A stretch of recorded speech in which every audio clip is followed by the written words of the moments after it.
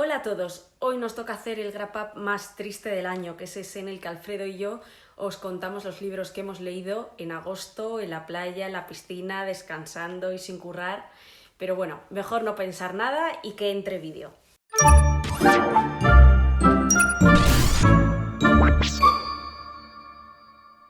Este mes tengo 6 libros para enseñaros y voy a empezar por orden cronológico. Voy a empezar por El arte de engañar al karma, que es un libro que podría ser algo más corto, pero que a mí me ha resultado muy entretenido. Es muy beta coqueta, con una historia chico-chica, que no puede decirse que sea la típica de enemigos amantes, pero por ahí va. Lo cierto es que a mí lo que me gusta de esta autora es que hace bastante creíbles estas historias porque pone a protagonistas que no son muy perfectas y también sabe utilizar muy bien a Madrid como tercer personaje, llevando a los protagonistas pues a sitios que aquellos que aunque lleven viviendo muy poco tiempo en Madrid pues son sitios que ya conocen y por los que han pasado y con los que se pueden identificar. Ahora cambio completamente de registro para hablaros del Infinito en un junco, que es el libro que yo elegí para cumplir con el reto de agosto de Empapelados. Es un ensayo que grita el amor a los cuatro vientos que la autora siente por los libros. Habla de la historia de estos, de la primera biblioteca de Alejandría, de la antigua Grecia, de Roma, y yo me he apuntado muchos nombres y muchos datos de historias en las que me gustaría profundizar. Tengo que decir que me ha gustado más la primera parte que la segunda, pero bueno, como os decía, en general tiene unos datos muy interesantes, unas historias muy curiosas y bueno, y además creo que a mí este libro me ha costado un poco más porque yo no soy mucho de ensayo. Pero bueno, había oído hablar muy bien de él y me animé. Y creo además que es un buen libro para aquellos que se quieran iniciar en este género. No se atraganta mucho y además este libro siempre se puede dejar ir leyendo poco a poco con otras lecturas.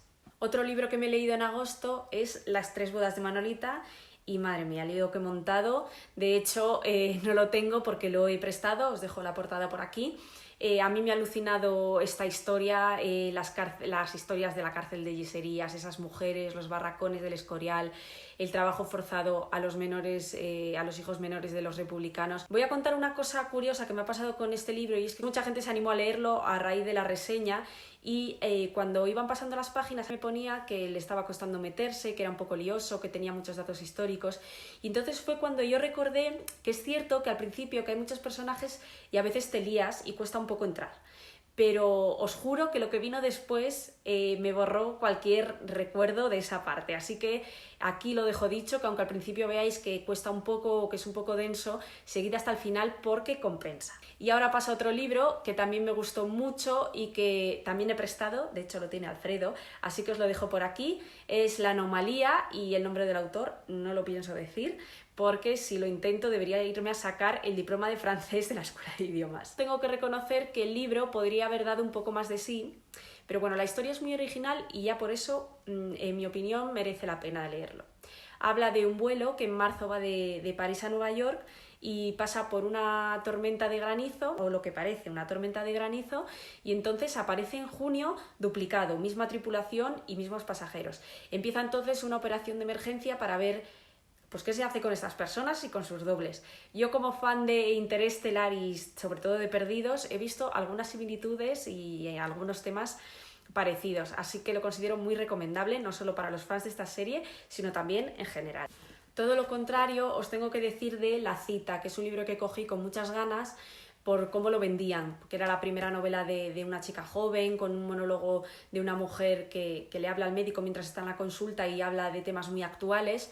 Y a mí la verdad es que no me ha impresionado nada, no me ha parecido transgresor ni sorprendente, me ha parecido súper normal y de hecho me ha aburrido bastante. Así que bueno, pues a veces tocan lecturas así y ¿qué se le va a hacer? No os puedo decir mucho más tampoco del libro porque bueno, pues eso, a mí me aburrió bastante y no lo recomendaría. Y ya por último os voy a hablar de El mal nombre, el segundo libro de la colección Dos amigas de Elena Ferrante, que cuenta, como sabéis, la historia de dos niñas que van creciendo en un barrio obrero de Nápoles. Lo primero que tengo que decir es que me ha gustado mucho más que el primero. De hecho, a mí el primero no me convenció mucho y este puedo decir que me ha gustado mucho. hay mucha más acción, los personajes son mucho más interesantes y ya sé que son los mismos, porque al final cuenta la vida del barrio, son los mismos compañeros del primer libro, los del colegio, los de los vecinos, pero esto ocurre más en la adolescencia y tiene mucha más complicación. Además, en una adolescencia de estos chicos que bueno, los que sigáis la saga pues ya sabéis que para estos chicos la adolescencia es casi vivir una vida adulta. Lo que os decía, había tardado mucho en leer este segundo libro porque el primero no me convenció del todo, pero ahora, después de leer este, tengo ganas de leer el tercero y lo haré muy pronto. Bueno, y es mi turno para hablaros de las novelas que me he leído en el mes de agosto y voy a empezar con la que más me ha gustado, a la que he dado 5 estrellas, que ha sido Irene de Pierre Lemaitre. Me lo leí por el reto del mes y la verdad es que pese a que sabéis que en Empapelado somos muy fans de este autor y que le tengo en muy alta estima, no me esperaba aún así una novela tan sumamente buena y que fuera tan sumamente adictiva. Es un thriller criminal en el que el protagonista empieza a investigar un asesinato y poco a poco se va dando cuenta de que puede estar detrás de un asesino en serie que lo que está haciendo es rendir tributo a los grandes asesinatos que han sido plasmados en la literatura. Así empieza una investigación trepidante. La verdad es que el ritmo de esta novela es, diría claustrofóbico, pero en el buen sentido. No vas a poder parar de leer y no le sobra nada, no tiene nada de paja, siempre va al grano y siempre con una tensión máxima. Además, estos asesinatos que van ocurriendo son bastante duros en muchos momentos, por lo tanto es una novela hecha para los que amamos el género, porque si no puede que se haga un poquito duro en algunos momentos. Los protagonistas me han encantado, además esta es la primera novela de una saga y vamos a seguir a este protagonista en otras novelas. Todavía no he leído más, pero solamente con leer esta sé que voy a seguir porque me ha encantado y os la recomiendo muchísimo porque es buenísima. Y cambio de tercio, me voy ahora a Stephen King y Después, que es la última novela publicada en España del maestro del terror. Y aunque hay opiniones para todo, a mí me ha gustado muchísimo. Es una historia que rezuma a Stephen King por todas partes, mantiene la esencia de este autor y es verdad que es una novela muy cortita y que utiliza un lenguaje bastante más sencillo del que nos tiene acostumbrados Stephen King, pero la historia lo requiere porque nos enfrentamos a un protagonista que es un joven, es un niño que ve y habla con los muertos. Está contado en primera persona, por lo tanto la narrativa tiene que ser mucho más sencilla. Por contra, consigue una conexión emocional brutal con el protagonista y eso hace que no puedas parar de leer y realmente se lee en una sentada y deja con ganas de más. Yo veo aquí más recorrido, creo que esta historia podría dar muchísimo más de sí, incluso el que volvamos a este protagonista años después, cuando ya sea un adolescente, incluso una persona adulta, y que veamos cómo sigue lidiando con este don que tiene, que le permite ver y hablar con los muertos. Yo os lo recomiendo y además creo que es una novela muy buena para leer a Stephen King por primera vez. Y sigo con Ray Bradbury y De la ceniza volverás, una novela que yo me leí porque me gustó tantísimo Fahrenheit 451 y era lo primero que leía de este autor, que quería seguir leyéndole y seguir viendo lo que tenía en su literatura. La verdad es que no sé si era por mis expectativas o porque la novela no es tan buena como Fahrenheit 451, pero me ha decepcionado un poco. Es verdad que el concepto es muy interesante, la idea es muy buena y que el libro entretiene mucho, pero me dejó un poquito frío al final una vez acabado.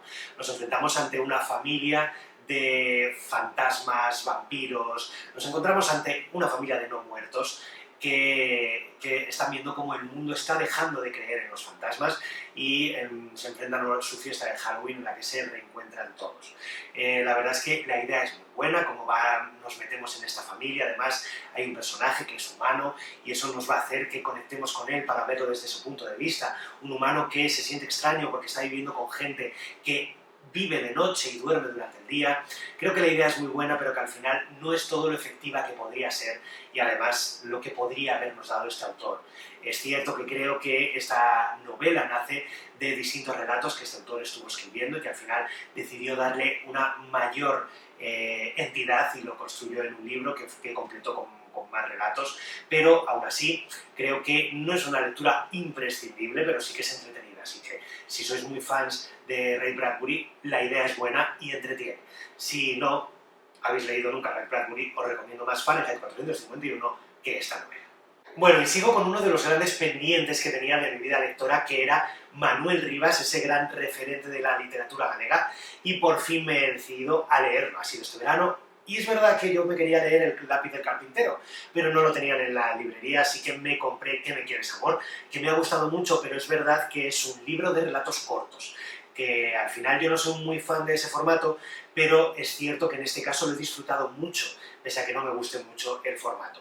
Son relatos cortos que creo que vienen muy bien para meterse por primera vez en el universo literario de Manuel Rivas o de cualquier autor. En este caso me ha sorprendido mucho lo descriptivo que es, lo visual que llega a ser, lo presente que está Galicia en todo momento, obviamente, y además me ha llamado mucho la atención la de capas que consigue crear en sus personajes, lo bien construidos que están y lo fuertes que son sus tramas, pese a que son historias con un recorrido muy cortito en este caso, porque son relatos cortos. Pero aún así me ha gustado mucho y seguiré leyéndolo, así que próximamente os volveré a hablar de él, porque seguro que leo mínimo El lápiz del carpintero. Y voy a cerrar el wrap-up del mes de agosto con 3 novelas de fantasía. Sabéis que me gusta la fantasía, pero que normalmente, no sé si es por culpa de los thrillers criminales que me tienen demasiado obsesionado o no, que suelo leer pocas novelas de fantasía y me he propuesto en agosto leer más. Os voy a hablar de 3 novelas que me he leído en agosto y que todas ellas son inicio de trilogía. Me he leído la primera entrega y ahora os contaré si voy a seguir leyéndolas o no y si merecen la pena o no.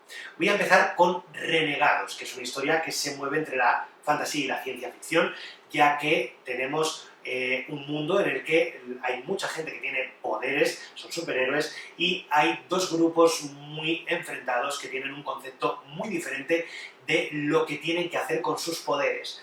Entonces aquí empieza una lucha que la verdad es que creo que está bastante bien construida, pero que es verdad que al principio se me hizo un poquito densa. Os estoy hablando de una novela de 627 páginas y creo que en la primera mitad está muy bien hecha la construcción de personajes, pero le faltan bastantes cosas para que sea una lectura adictiva. Sin embargo, en la segunda mitad sí que mete muchísimo más ritmo, muchísima más acción y acaba siendo una lectura todo lo placentera o todo lo adictiva que no lo ha sido la primera mitad, y al final se gana mi confianza para volver a leerla y seguir esta saga. Y sigo con Silencio de Dylan Farrow, que es una novela de fantasía juvenil que la verdad la he disfrutado un montón, me ha entretenido muchísimo, pero no es ningún must que debáis leer dentro del género. Creo que es más interesante por lo que va a dar en siguientes entregas que por lo que da en esta, porque hay veces que peca de simples, ¿verdad? Que entretiene muchísimo y que el mundo fantástico que construye está muy chulo, pero no es muy sorprendente todo lo que va ocurriendo, aunque se disfrute. Silencio nos sitúa en un mundo en el que la palabra escrita está prohibida y solamente la pueden utilizar los mandamases, los que dominan este territorio.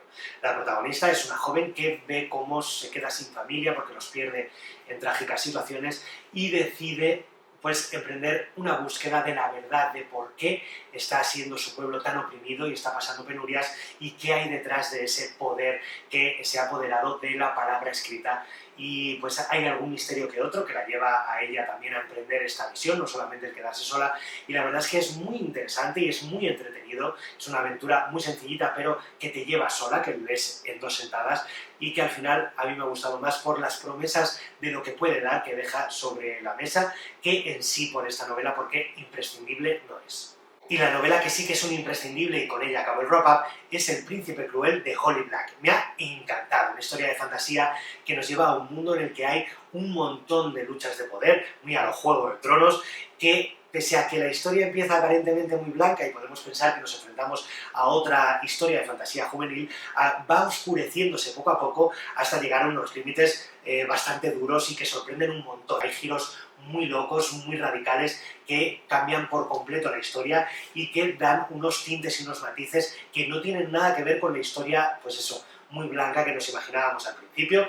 Además, los personajes se mueven entre una línea del bien y el mal muy difusa y vamos a cambiar completamente a lo largo de la historia los personajes con los que vamos y con los que no. Incluso si pensamos en su protagonista, que es una chica joven que vive en el mundo de los humanos y ve cómo matan a sus padres y se la llevan a este mundo de fantasía, vamos a darnos cuenta de que la protagonista cambia completamente de principio a fin, y eso me fascina porque consigue una madurez y una adultez que te lleva solo.